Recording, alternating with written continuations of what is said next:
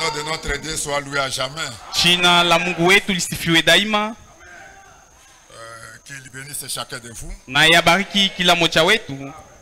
Nous ne venons pas ici pour perdre notre temps. Hatukui pa nafasi ili tupate kupoteza wakati wetu. Nous investissons notre temps pour l'éternité. Lakini tuko tunaweka wakati wetu mwakiba ya umilele. Quand vous venez, na wakati mnapokuja, Dieu va vous compter. Naye Mungu atakuhesabu. Si vous laissez vos occupations pour l'amour de Dieu, ukiacha mambo yako kwa ajili ya mapendo ya Mungu, et que vous venez rester ici des heures et des heures, na unakuya kubaki pa nafasi masaa mingi, Dieu va vous récompenser. na Mungu atakulipa. Est-ce que vous pouvez dire amen à ça? Eti mnaweza kusema amina kwa ile? Que le Seigneur vous bénisse. Bwana Mungu awabariki. Je crois que vous vous portez bien. Na wazia kwamba mko mzuri. Peu importe ce qui va arriver, aizu binyo bitafika, quels que soient les problèmes, ingawa mambo, ne voyez pas la grandeur des problèmes. usione bunene bwa ile mambo, voyez la victoire. Lakini uangalie tu kushindi. Et commencez déjà à proclamer la victoire. Na uanze tayari kutangaza ushindi. Et la Bible dit, na Biblia inasema, tout ce que vous demanderez à mon nom en priant, vyote binyo mutaomba mkiomba mjina langu, croyez que vous l'avez reçu. Muamini ya kwamba mesha tayari kubipokea. Et vous le ferez accomplir. Na mtabiona kutimilika. Alléluia. Amen. Vous savez, le milieu de la semaine, mnajua katikati ya juma, nous avons aussi nos propres prédications. Na sisi tunakuwa na mahubiri yetu sisi benyewe.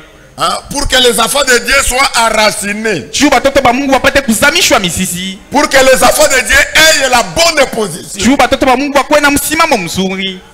Vous n'êtes pas n'importe qui. Mwe amuna sa vile batu bote. Mais vous êtes l'épouse de Jésus-Christ. Lakini mko bibi harusi wa Yesu Kristo. Jésus-Christ compte sur vous. Yesu Kristo anahesabu juu yenu. Ne regardez pas la grandeur des dénominations. Siangalie ukubwa wa madhehebu. Ne regardez pas leurs bruits qui sont en train de pousser la nuit comme jour. Siangalie makelele nyebeko banapaza usiku kama vile mchana. Mais vous, lakini nyinyi regardez à la parole. Mwangalie tu kuneno. Car les cieux et la terre passeront. Wana mbingu na nchi zitapita. Mais la parole de Dieu, lakini neno la Mungu, ça s'accomplirait. Iyayo itatimilika vile vile. Merci beaucoup. Asante sana. Je me sens bien parmi vous. C'est pourquoi je dis dans mon cœur que le Seigneur bénisse notre bien-aimé frère Hassan. Qu'il bénisse tous les anciens. Et qu'il bénisse chacun de vous qui viennent soutenir l'œuvre de Dieu. Votre présence est un soutien. Si vous n'êtes pas là, nous aussi nous n'allons pas prêcher. Et si nous ne sommes pas ici, vous aussi là-bas, vous n'allez pas attendre la parole. Donc vous nous soutenez. Et vous aussi nous vous soutenons. Mettez-vous d'abord debout pour la lecture de la parole. Ce soir, je prends le livre de 1 Samuel chapitre 17. 1 Samuel chapitre 17. Je pars directement au verset 48. Nous lisons la parole au nom du Seigneur Jésus-Christ. Aussitôt que les Philistins se mis en mouvement pour marcher au-devant de David, ikawapo Mfilistini alipojua akaenda akamkaribia Daudi, David courut sur le champ de bataille à la rencontre des Philistins. Ndipo Daudi naye akapiga mbio akakimbilia jeshi ili akutane na yule Mfilistini. Il mit la main dans sa chibessia et prit une pierre. Daudi akatia mkono wake mfukoni akatoa jiwe humo, et la plaça avec sa fronde. Akalitupa kwa mutopito lake. Il frappa les Philistins au front. Akampiga Mfilistini. Et la pierre s'enfonça dans le front des Philistins. Na jiwe likaingia kwenye paji la uso la Mfilistini. Qui tomba le visage contre terre. Akaanguka chini kifulifuli. Amen. Amina. Bien-aimé Père Céleste, mpendwa Baba aliye mbinguni, le créateur des cieux et la terre, muumbaji wa mbingu na nchi, le créateur des choses visibles et invisibles, muumbaji wa vitu vinavyoonekana visivyoonekana, ce soir nous te disons merci. Ni leo tunakupigia asante. Tu nous as gardés depuis le lundi jusqu'à ce soir. Kuchunga tangia siku ya kwanza hata jioni ya leo. Sans argent, sans rien payer. Na bila fedha, bila kulipa ta bei moya. Ton nom soit glorifié. Jina lako lipate kutukuzwa. Merci notre Dieu. Asante Mungu wetu. Laisse que le moment que nous allons passer ensemble à ce lieu, que cela soit un moment béni, un moment de récompense, un moment où tout le monde va trouver la solution à ses problèmes. La présence de Jésus au milieu de nous, c'est la consolation. C'est la solution à tous nos problèmes. Permets que ce soir, chacun de nous puisse toucher le bord des vêtements de Jésus-Christ. Et que ta divinité se déverse en ce lieu. En commençant du haut de la chair jusqu'au dernier banc. Donne-nous un attendement spirituel. Fais un miracle dans notre vie, afin que nous puissions te glorifier. Bénis la lecture de la parole. Place-nous dans les lieux célestes. Et parle à chacun de nous. Au nom de Jésus-Christ, notre Dieu. Amen. Vous pouvez vous asseoir. Je vais lire encore le livre d'Apocalypse au premier chapitre. Apocalypse chapitre 1er. Nous allons verset 5. Écoutez ce que dit la parole du Seigneur. Et de la part de Jésus-Christ, le témoin fidèle, le premier né des morts, et le prince des rois de la terre, à celui qui nous aime, qui nous a délivrés de nos péchés par son sang, et qui a fait de nous un royaume de sacrificateurs pour Dieu son Père. À lui soit la gloire et la puissance au siècle des siècles. Amen. Amen. À lui soit la gloire, la puissance au siècle des siècles, jusqu'à l'éternité. Tout appartient à Jésus. Amen. Je voulais parler sur le miel et sur les rochers. Le miel sur les rochers. Comme le dit la Bible, dans le livre de 1 Samuel chapitre 17, vous pouvez peut-être commencer en haut jusqu'en bas. Là, vous allez voir que la Bible parle de David. David, avant de devenir roi, il était un berger. Et David, c'est le type du Seigneur Jésus-Christ. David berger, Jésus-Christ est berger. Et David, comme il fut berger, vous connaissez tous l'histoire. Comment Dieu a dit à Samuel, allez dans cette famille-là. Moi, je vois déjà un roi là-bas. Dieu voyait un roi dans la famille de papa Isaïe. Il dit à Samuel, allez là-bas. Prenez huile. Vous allez moindre un de ses enfants. C'est celui qui sera roi sur Israël. Samuel a obéi à la parole de l'Éternel. Il a pris une corne. Et à l'intérieur, il y avait de l'huile. Il est allé là-bas. Quand il est arrivé auprès de papa Isaïe, il dit, ainsi dit l'Éternel, il m'a envoyé pour oindre un de tes enfants roi d'Israël. Ça a étonné Isaïe. Il dit, quelle grâce est pour moi. Que le nom de l'Éternel soit loué. Maintenant il a dit, attendez qu'on appelle maintenant mes enfants. Et on a commencé à appeler les enfants de Saïd. On a commencé à appeler. Quand l'aîné est passé, son père s'attendait que c'est lui qu'on va oindre roi. Un grand étonnement que le prophète Samuel était calme. Il dit, mon fils est là. Il dit, je ne sens rien à moi. Ce n'est pas lui. On a appelé le deuxième. Bakaita wa pili. On a appelé le troisième. Bakaita wa tatu. Il ne faisait que passer. Balikuwa banapita tu. L'onction. Mafuta. La présence de Dieu. Uwepo wa Mungu. Qui était dans son prophète Samuel. Yenye ilikuwa ndani ya mtumishi wake Samueli. Ne faisait qu'agiter la tête. Alikuwa anatikisa tu kichwa. Et tous sont passés. Na bote balipita. Même Esaïe lui-même s'est demandé. Hata Jesse mwenyewe alijiuliza. Il dit mais tous mes enfants. Anasema sasa watoto wangu bote. À qui j'ai compté. Penye nilikuwa na hesabu juu yako. Ils avaient de grands détails. Balikuwa bachambazi kabisa. Ils étaient des hommes intelligents. Balikuwa batu benye akili. Mais ils sont tous passés. Lakini bote banapita. C'est-à-dire ce n'est pas ici que Dieu a envoyé le prophète Samuel. Ni kusema aina mnyumbangu mwenyewe Mungu alituma nabii Samueli. Samuel dit. Samueli anasema Dieu ne trompe pas. Mungu alandake kamwe. Quand Dieu dit quelque chose, wakati Mungu anasema kitu fulani, cela ne peut pas tomber à côté. Na kile hakiwezi kwenda pembeni. Dieu m'a envoyé ici. Mungu alituma mnyumba yako. C'est ici. Na ni hapa. Est-ce qu'il n'y a pas quelqu'un parmi tes enfants tous sont passés, il n'y a pas quelqu'un qui reste? Eti miongoni ya watoto wako wote kisi balipita kuna hata mmoja alibakia? Esaïe dit oui, j'ai seulement leur cadet. Jesse anasema ndio kuna bakia tu kaloko yabo ka mwisho. C'est lui le berger. Na ni konjo kiko nachunga kondoo. Mais il est tout jeune là. Lakini kingali kitu ka kijana. Il dit mais appelez-le quand même que je le vois. Umuite kwanza na yeye ni muone. Alléluia. Amina. Qu'on aille l'appeler. Bende wakamuite. Que je le vois. Nami nipate kumuona. Il dit comme ceux-ci sont passés. Anasema sasa kisi hapa balipita. Mais que tu n'as pas au moins quelqu'un parmi eux. Na au kupaka mafuta mmoja miongoni yabo. Ce n'est pas ici que Dieu vous a envoyé. Pengine aina hapa penye Mungu alikutuma.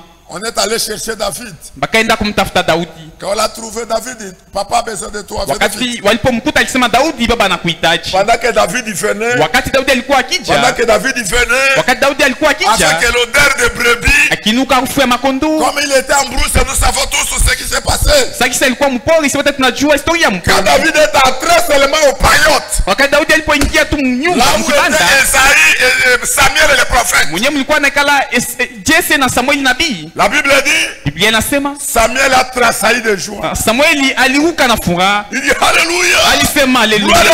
Utukufu kwa Mungu. Asante Bwana. Samuel s'est mis debout. Samueli akasimama bwima. Naye alikimbia kwa kwenda kumkumbatia Daudi. Il l'a embrassé. Alimkumbatia. Il a pris l'huile qu'il avait. Alichukua mafuta alikuwa nayo. Il a ouvert. Na alifungua. Il a commencé à faire ça sur David. Alianza kumwanga juu ya kichwa cha Daudi. Le pouvoir. Ile nguvu. L'onction. Upako. L'onction. Upako. L'autorité. Ile uwezo wa juu. La divinité. Umungu. Il a versé sur David. Limpaka Daudi mafuta. Et depuis ce jour-là, na tangu ile siku l'onction que David avait reçue, le upako wenye Daudi alipokea, était au-dedans de lui. Ilikuwa ndani yake. Nous allons lire frère Branham. Tasoma ndugu Branham. Il dit que l'onction que David avait reçue là, anasema ile upako wenye Daudi alipokea, c'est l'onction du Saint-Esprit. Ni upako wa Roho Mtakatifu. Cette puissance était toujours là. Ile uwezo ilikuwa tu pale. Et il retourne dans la pâturage. Naye alirudia kwenda kuchunga kondoo. Il continue le travail. Aliendelea kufanya kazi yake. Qu'est-ce qui était arrivé un jour? Sakini kile kilifikia siku moja. David est en train de perdre les brebis de son père. Daudi alikuwa akilisha kondoo ya baba yake. Cet ours-là ne savait pas que David est déjà loin. Ule ndugu alikuwa anajua kwamba Daudi balikuwa tayari balisha kumpaka mafuta. Il ne savait pas. Ule ndugu alikuwa anajua. Il sort de la brousse. Yeye ndugu anatoka mpori. Il vient là où était David. Anakuya penye palikuwa Daudi. Avec les brebis. Daudi alikuwa na makondoo. Il est allé prendre une de ses brebis. Na alienda kutwala moja wa makondoo yake. David dit niet. Daudi anasema haiwezekani. Ici, hapa tu ne prendras aucune de mes brebis. Hautabeba hata moja wa makondoo yangu. Et David a sursauté sur cet ours. Na Daudi alimungukia ule ndugu. Il a déchiré. Alimupasua. Il a récupéré la brebis. Na alimtosha kondoo mkinywa kyake. Ours. Ndubu. Un animal féroce. Nyama mkali sana. Mais celui qui était à David. Lakini mwenye alikuwa ndani ya Daudi. Il est plus grand que ours. Ya alikuwa nguvu zaidi kumpita hata ule ndugu. Frère, Dieu nous a donné l'onction. Yangu Mungu alitupatia mpako. Dieu nous a donné la puissance. Mungu alitupatia uwezo. La vérité de Dieu, c'est la puissance de Dieu. Ukweli wa Mungu ni uwezo wa Mungu. Même si le monde ne comprend rien. Hata kama dunia ielewi kitu. Mais toi, comprenez ce que vous êtes. Lakini wewe uelewe kenyewe uko. Même si le monde ne voit rien, mais néanmoins toi les concerné, voyez ce que Dieu a fait en toi. Ça dit parfois nous pensons que pour que nous soyons concernés à ces choses, il faut que toutes les églises ferment leurs portes pour venir ici. S'il faut ça, nous ne serons pas l'église de Dieu vivant. Comme preuve, Jésus qui avait la vérité de cet âge-là. Alors il faut que Caïphe et tous ferment leurs églises pour venir à lui. Mais néanmoins, Pierre et les autres, ils savaient que c'est lui qui a la vérité. Et aujourd'hui, tu dois connaître que c'est ici où il y a la vérité de Dieu. Un jour, Jésus dit à ses disciples, mais les amis sont partis, vous, qu'est-ce que vous attendez? Allez comme les autres dans leur dénomination. Pierre dit, Seigneur, à qui irions-nous encore? C'est toi qui as la parole de la vérité. C'est toi. À qui irions-nous?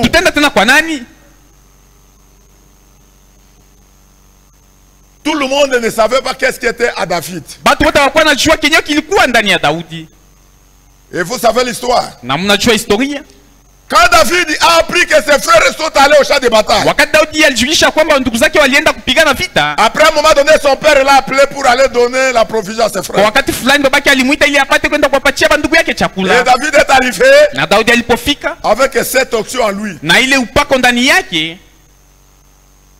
Dans votre famille, c'est vous que Dieu a oint.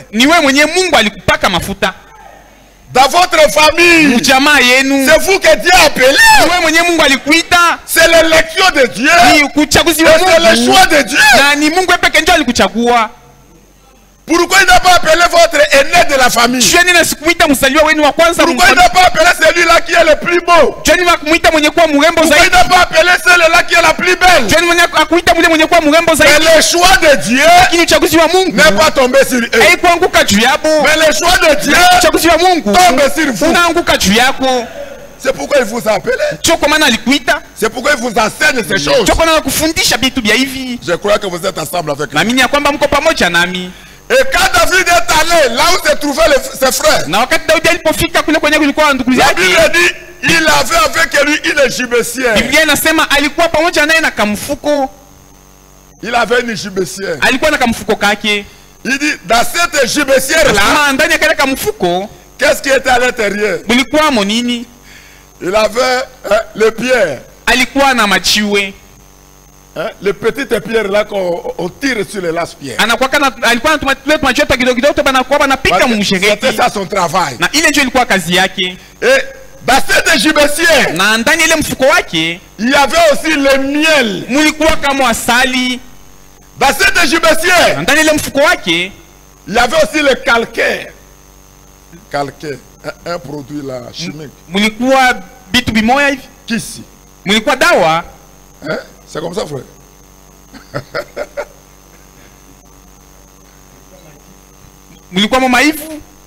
Une pierre là, un produit qui guérissait les brebis malades. Maintenant, les brebis, quand une brebis tombait malade, David lui était le berger. Il prenait le miel qui était dans sa gibecière. Il plaçait ça sur le calcaire. Il plaçait ça sur cette pierre là. Et il place devant lui. Il fait en sorte que la brebis malade vienne lécher le miel. Et quand la brebis va lécher le miel, avec le goût de miel, la brebis va lécher aussi le calcaire. Est-ce que vous êtes ensemble avec moi? Quand la brebis est en train de lécher le miel, alors que le miel entoure une pierre qui est à l'intérieur,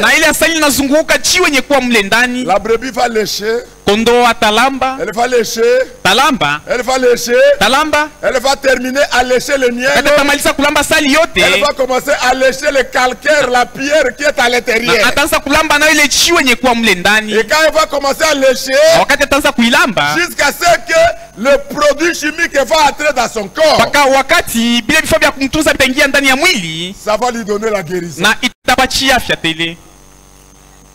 Et David, qui est le type du Seigneur Jésus-Christ, il dit, oh, qu'est-ce que l'homme de Dieu nous dit ici? Est-ce que vous aimez écouter l'homme de Dieu? Je suis dans le message et le ministère de Christ. Prêché dimanche le 7 juin 1953.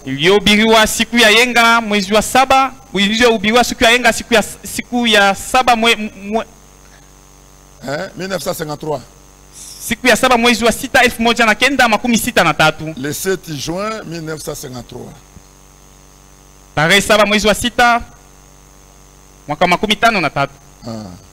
Écoutez ce que l'homme de Dieu dit ici. La paragraphe 48. Il dit, cela me rappelle bien, frère. J'ai toute une gibecière pleine de miel ici. Cet après-midi. Et je vais le mettre ici, le rocher. Le rocher, c'est Jésus-Christ. Et si vous les brebis malades, mettez-vous à lécher cela. Et je vous assure, vous trouverez Christ. Mettez-vous à lécher cela. Vous trouverez la guérison. Mettez-vous à lécher cela. Vous trouverez la satisfaction de vos âmes. Le rocher des âges, c'est le Seigneur Jésus-Christ. Et le miel, pourquoi on l'appelle Jésus-Christ le miel? Donc, à ce qui concerne le goût, tous les goûts du monde, il n'y a pas une chose qui dépasse le miel. Est-ce que c'est la vérité? Même si le sucre que nous prenons là, ça goûte. Mais le chef de tous les goûts, c'est le miel. Et c'est le miel qui dépasse toutes choses. Et le miel, c'est le Seigneur Jésus-Christ. Oh, David nous invite. Il dit, vous qui n'avez pas encore goûté Jésus,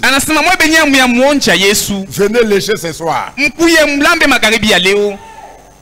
vous ne l'avez pas encore goûté, goûtez-le ce soir. Goûtez-le aujourd'hui. Tu seras le plus ivre de votre quartier. Vous serez ivre du Seigneur Jésus-Christ. Laisse-moi continuer un peu. Il dit, cela me rappelle les frères. J'ai toute une gibecière pleine de miel ici. Cet après-midi. Et je vais le mettre ici le rocher. Jésus-Christ. Et vous les brebis malades, mettez-vous à lécher cela. Je vous assure, vous trouverez Christ. Je ne vais pas mettre cela sur l'église, non. Je ne vais pas mettre cela à un endroit comme celui-ci, non. Mais je mets ça sur Jésus-Christ. À qui demeure votre puissance. La puissance de la guérison. La puissance du salut. Et tout ce que nous avons besoin se trouve en Jésus-Christ. Vous les brebis malades, mettez-vous à lécher très vite, hein? Et vous n'allez pas mourir. Alléluia. Amen. Quand vous léchez Jésus, le miel, la parole, vous savez, quand on vient à l'église, l'église c'est le restaurant de Dieu. Vous pouvez dire amen à ça? Ici, nous venons au restaurant du Seigneur Jésus. Et nous venons pour manger la nourriture. Regardez l'atmosphère. Quand la maman prépare le repas, elle va mettre sur la table pour les enfants. Et regardez chaque enfant en mouvement. Même celui qui n'aime pas qu'on l'envoie et commence à l'envoyer à ce moment-là, elle va partir. Pourquoi? Il faut déjà le repas qui est apprêté pour eux. Regardez la joie des enfants. Tout le monde va manifester la joie. Pourquoi? Il y a un repas qui est préparé.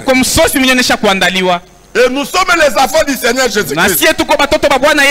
Quand nous venons ici, chanter c'est bien. Pourquoi la joie? Pourquoi nous dansons? Parce qu'il y a un repas préparé pour nous. Les enfants manifestent la joie. Ils sont tous dans la joie. Pourquoi? Ils s'attendent à prendre un bon repas. Et quand vous prenez le repas, c'est Dieu qui donne le plat tout et chacun. Et vous allez observer la salle. Le fils et le fils de Dieu en train de manger la parole de Dieu. Il crie Amen. Alléluia. Alléluia. Gloire à Dieu. C'est la vérité. Il lève la main. Tout ça, c'est la nourriture qu'ils sont en train de manger. Et la nourriture que vous mangez, c'est le miel et le rocher. Alléluia. Amen. Cette parole, ce miel qu'on a placé sur le rocher, le rocher là, c'est le calcaire. Il y a le produit pour vous guérir. Même si tu es prostitué, on ne va pas vous exciser pour terminer votre prostitution. Mais votre travail est manger seulement la parole.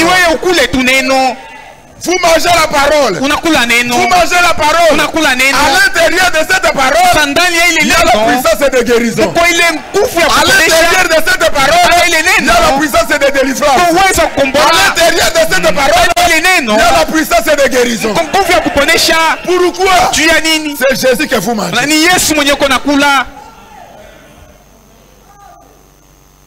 Frère. Donc, pour laisser la cigarette, il n'y a pas de mécanisme à faire. Il n'y a pas la perfusion. Mangez seulement la parole. Mangez seulement la parole. Oh, jeune fille. Jeune fille. Pour que le cola vous laisse. Il n'y a pas de mécanisme à faire.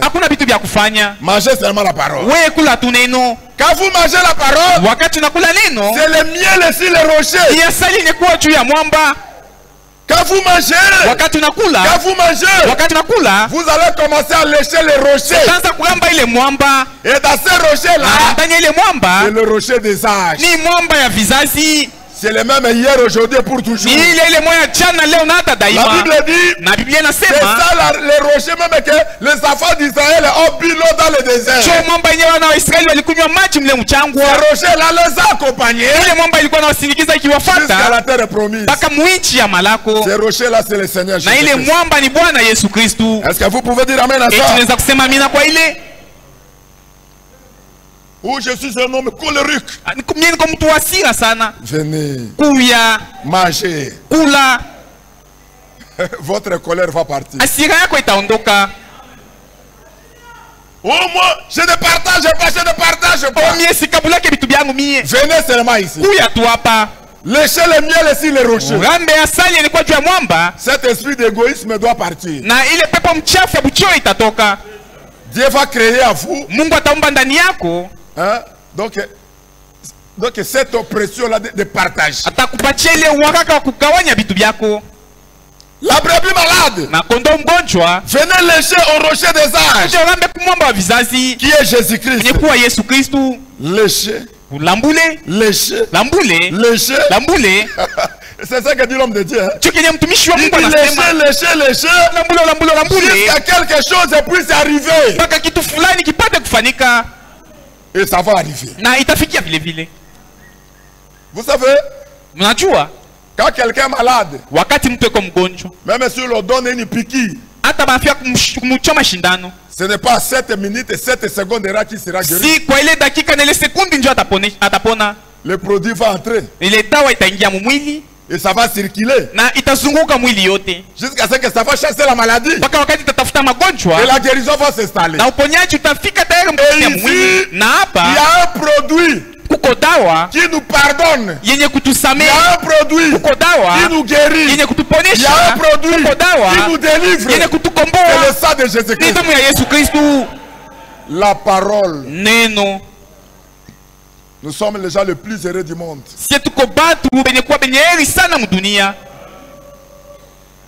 Tango ki se kokota na nzoto. Wakati dawa itaingia mu mwili, obiki. Wewe unapona. Yo muto lataka bakola okomi ko inakola. Wewe mwenyewe ulikuwa unavala tu mapantalo tu kubamba bamba unaanza kutuchukia. Wewe ko obiki. Si unaona kama unapona? Omoni ko obiki. Si unaona kama unapona? Et toi qui fumais, pour le moment, tu ne veux même pas odeur de la cigarette. Est-ce que vous voyez que vous êtes essoufflé? Alléluia. Amen. Il y a une fontaine remplie de sang tiré de veines d'Emmanuel. Que tout pécheur vienne se plonger. Qu'il reçoive le pardon de ses péchés. Et comme nous sommes plongés dans cette fontaine remplie de sang tiré de veines d'Emmanuel, nous avons la guérison. Et comme nous avons la guérison, tous les jours nous venons ici pour lécher ces rochers. Les rochers des âges. Les rochers que Moïse a frappés dans le désert. Ces rochers là qui ne changent pas. Qui restent les mêmes hier, aujourd'hui, pour toujours. Et ce soir, ces rochers est capable de satisfaire chacun de nous. Il est capable de vous donner la joie. Il est capable de vous donner la guérison. Il est capable de vous relever de la maladie. De vous donner la bonne santé. Oh, bien-aimés frères et sœurs, nous devons être dans la joie pour la grâce que Dieu nous a donnée. De reconnaître lui, la source de vie. Oh, merci Seigneur notre Dieu.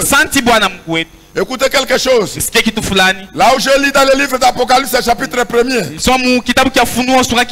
verset 5, et de la part de Jésus-Christ, le témoin fidèle, le premier né des morts, et le prince des rois de la terre, à celui qui nous aime, qui nous a délivrés de nos péchés par son sang, et qui a fait de nous un royaume de sacrificateurs pour Dieu. Ah, il a fait de nous un royaume de sacrificateurs. Jésus a fait de nous un royaume de sacrificateurs pour Dieu son Fils. Écoutez. Des sacrificateurs pour Dieu son Père.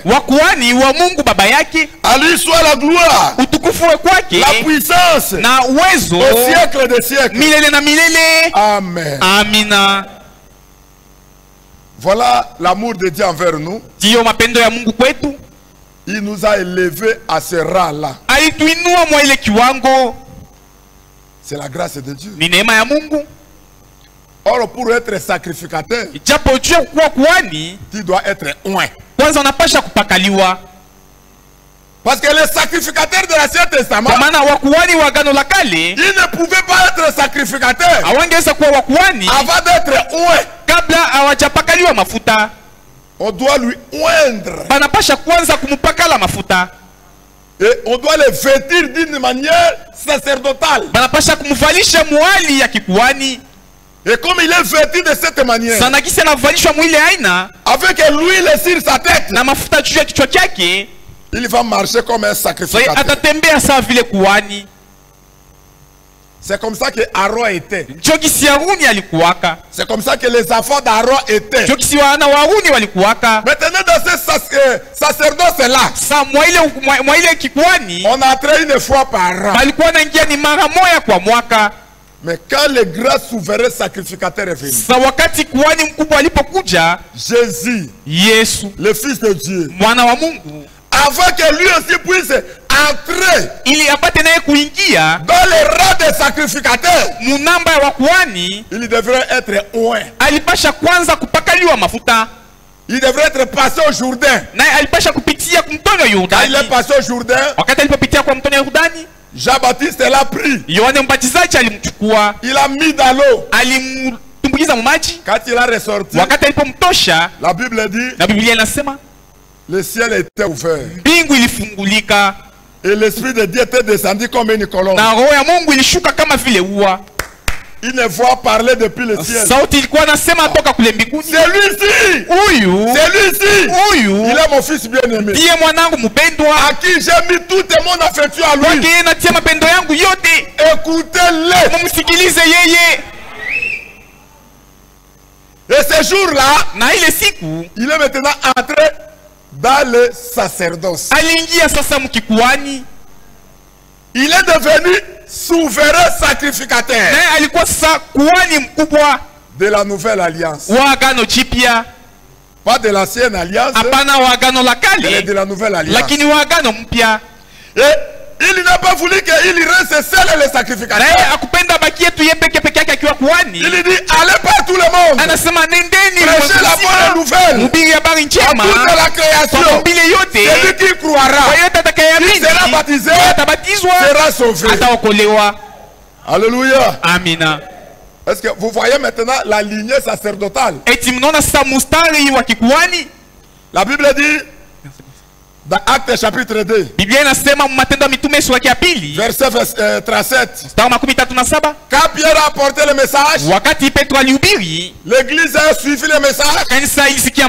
Ils ont dit, Pierre, que ferons-nous pour devenir comme un fou? Pierre a dit, répentez-vous et que chacun de vous soit baptisé au nom de Jésus pour la rémission de ses péchés et pour recevoir le don du Saint-Esprit. Et celui qui reçoit le don du Saint-Esprit, celui qui est baptisé du Saint-Esprit, il est entré dans la lignée de Jésus. Alléluia. Amen. Vous êtes entré dans la lignée de Jésus. Bien que nous soyons des païens, mais à recevoir le Saint-Esprit, parce qu'il n'y a pas de Saint-Esprit. Il n'y en a pas pour les blancs et pour les noirs. Non, non. Il y a des seuls et Saint-Esprit qui est pour tout celui qui l'aime. Et quand nous recevons le baptême du Saint-Esprit, nous sommes entrés dans la lignée de Jésus. Nous sommes devenus des sacrificateurs ensemble avec Jésus. Mais seulement que lui, Jésus, est le souverain sacrificateur. Lui est le souverain sacrificateur. Mais nous sommes des sacrificateurs.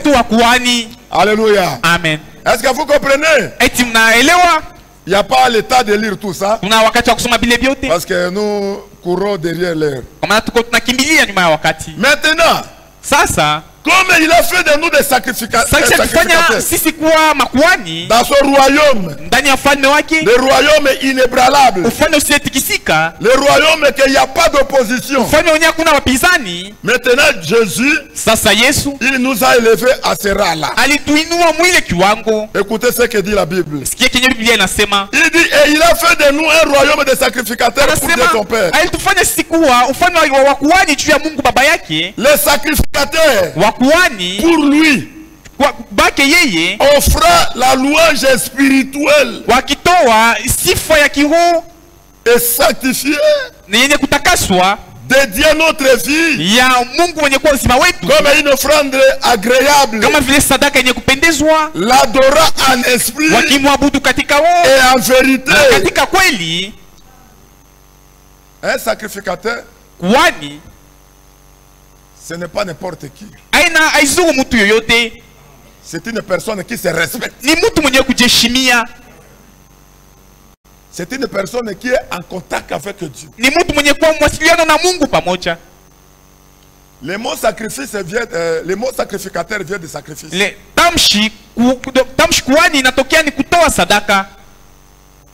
Que quand le sacrificateur va parler, Dieu va écouter. Et c'est ça que vous êtes. Est-ce que vous le croyez?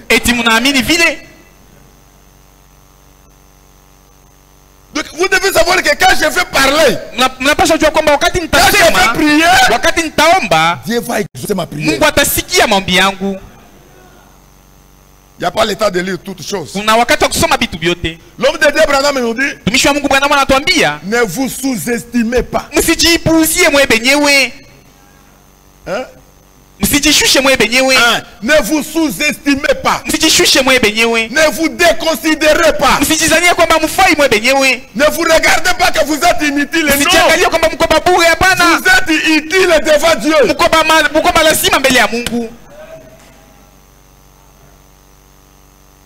Vous êtes utile devant Dieu. Vous pouvez dire amen à ça?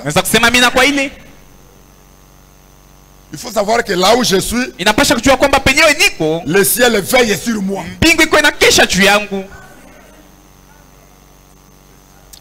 Aïe, aïe, aïe, aïe. C'est merveilleux. Il dit, offrant à Dieu des louanges spirituelles. Nous ne faisons pas une adoration charnelle. Mais l'adoration que nous adorons notre Dieu, c'est une adoration spirituelle. Avec des cantiques spirituels.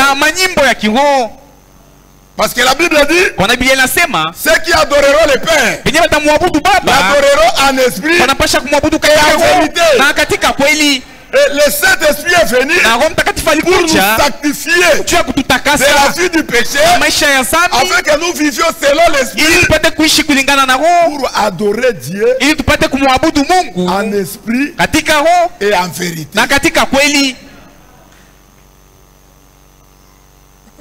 C'est pourquoi les gens de ce monde ne vont pas nous comprendre. Même la fabrication locale, nous ne chantons pas.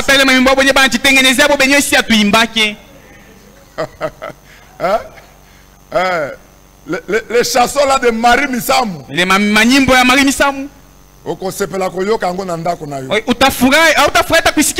Mais pas ici.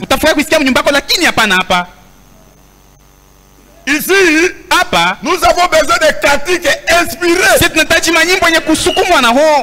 Quand on commence à chanter, un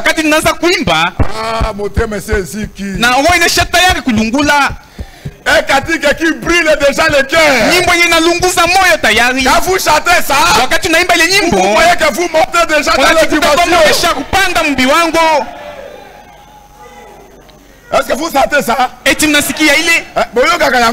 kuisikia mambo tio. Quand on chante, wakati naimba, quand on chante, wakati tunaimba, ce n'est pas seulement les lèvres qui chantent, midomo tu yenye iko naimba, mais l'âme, lakini nafsi est en train de chanter pour ce Dieu là. Naimba kwa ajili ya ule Mungu. Parfois même quand vous chantez, wakati uko naimba, parfois quand vous chantez, mara nyingine wakati uko naimba, larmes commencent à couler, machozi yanaanza kutoka.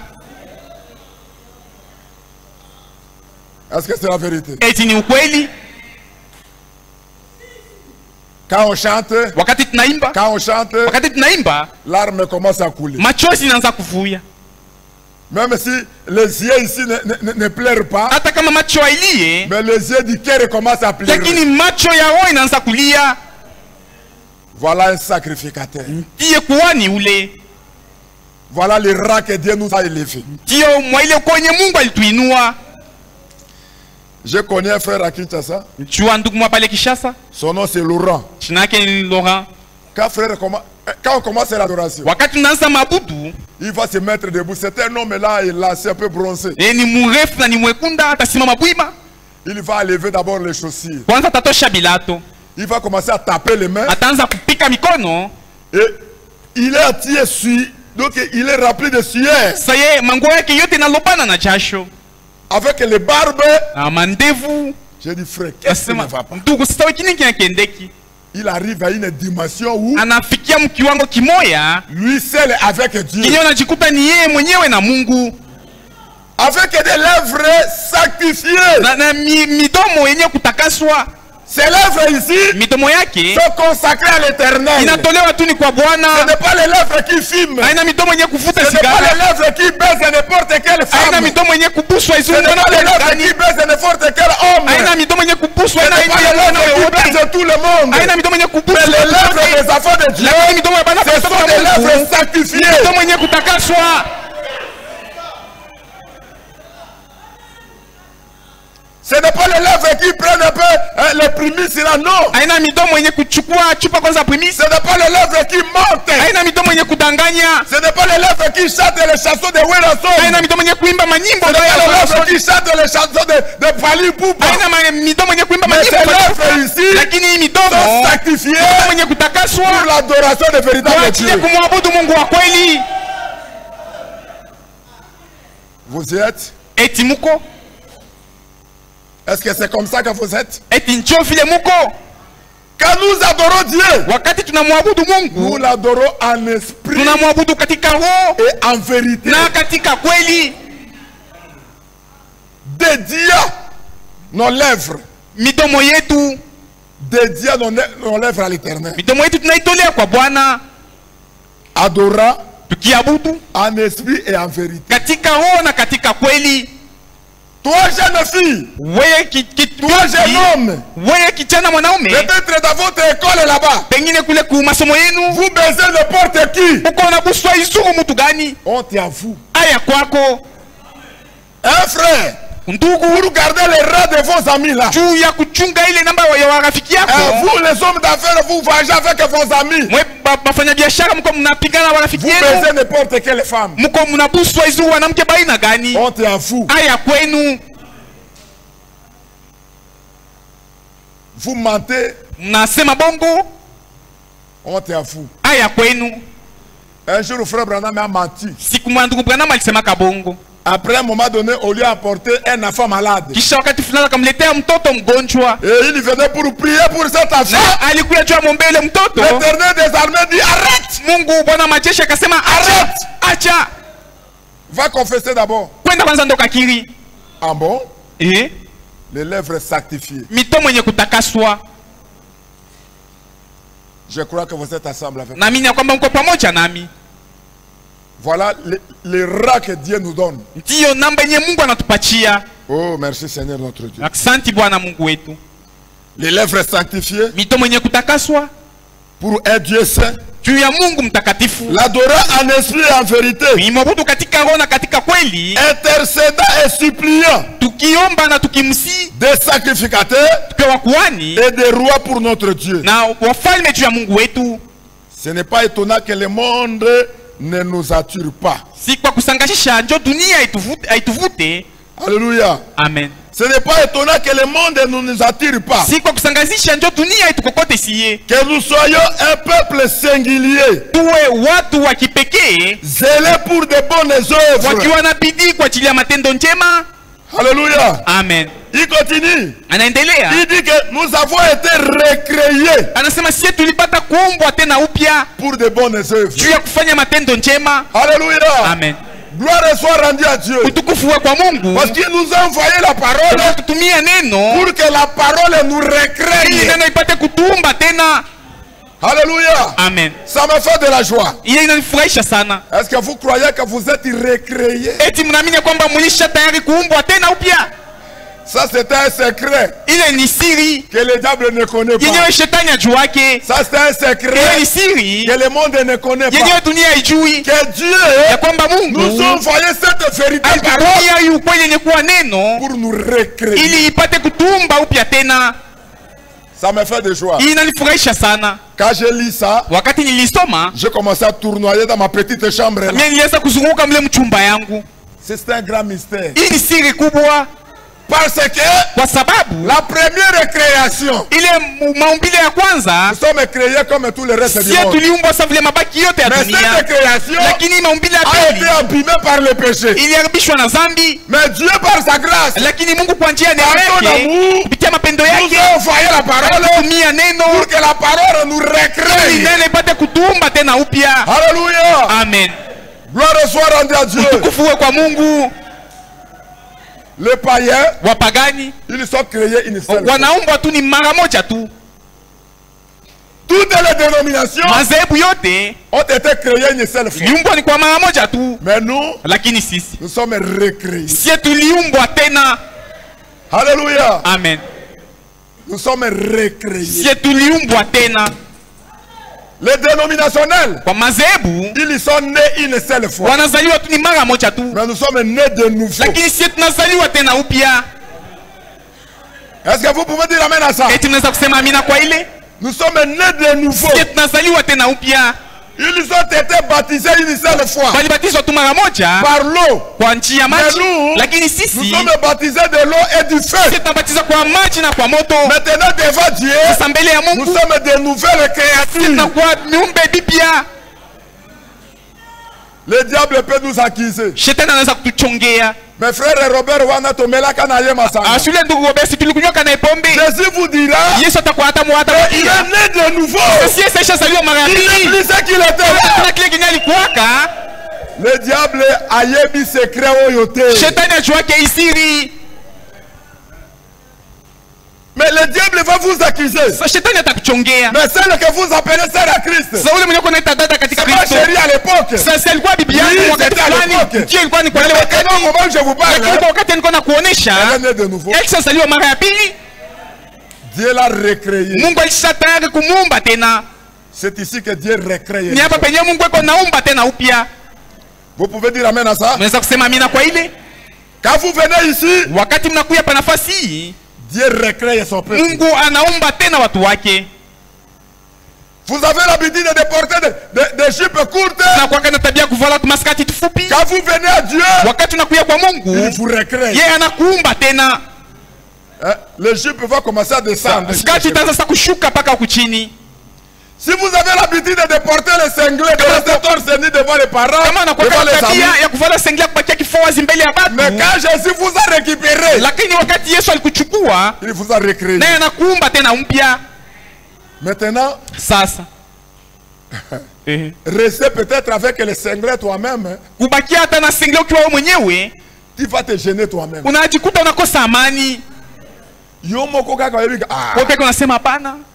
Mais sortir comme ça, c'est être fou. Toi-même, tu te gênes. Pourquoi tu te gênes toi-même? Parce que Dieu t'a recréé. Alléluia. Amen. Je termine déjà. Est-ce que vous êtes réellement recréés? Les choses anciennes sont passées. Toutes les choses sont devenues nouvelles.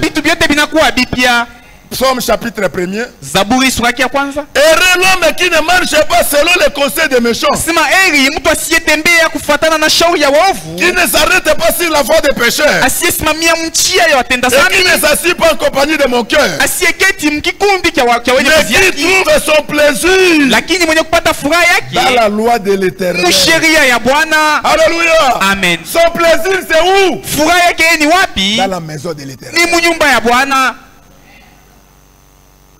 Voilà pourquoi Dieu vous a recréé. Votre plaisir, c'est la loi de l'Éternel. Votre plaisir, c'est vivre la parole. Votre plaisir, c'est accomplir la justice de Dieu. Oh, je termine. Et qui ne s'assied pas en compagnie de mon cœur, mais qui trouve son plaisir dans la loi de l'Éternel, qui la médite jour et nuit.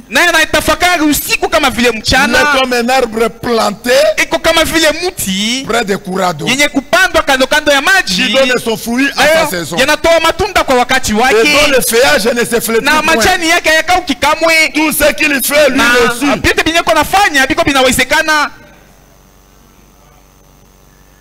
il trouve son plaisir dans la parole de Dieu. Il trouve son plaisir dans le message.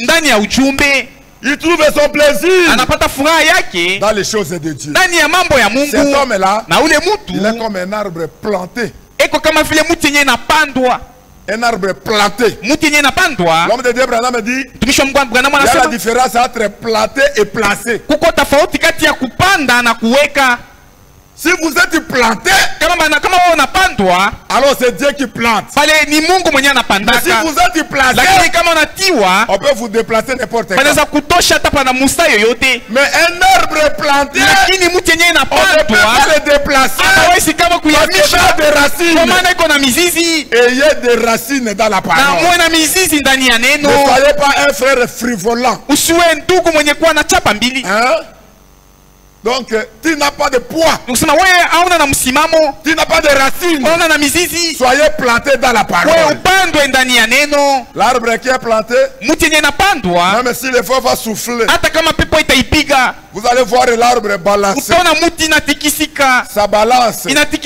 Ça ne peut pas partir. Parce qu'il y a des racines. Même si vous le coupez, demain ça va repousser. Pourquoi? Il est planté dans la parole. Il a des racines. C'est ça sa vie. Que le Seigneur vous bénisse.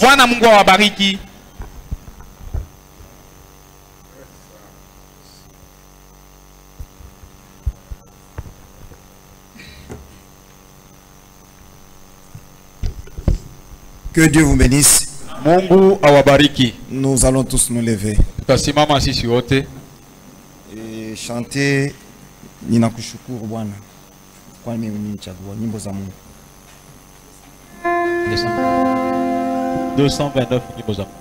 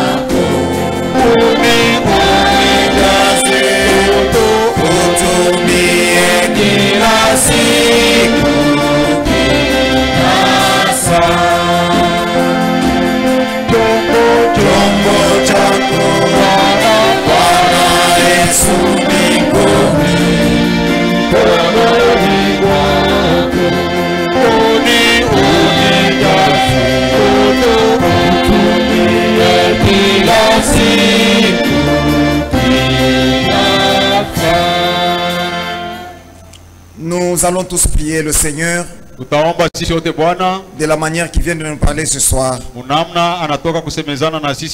lui demandant que nous soyons plantés, nous soyons ancrés dans sa parole.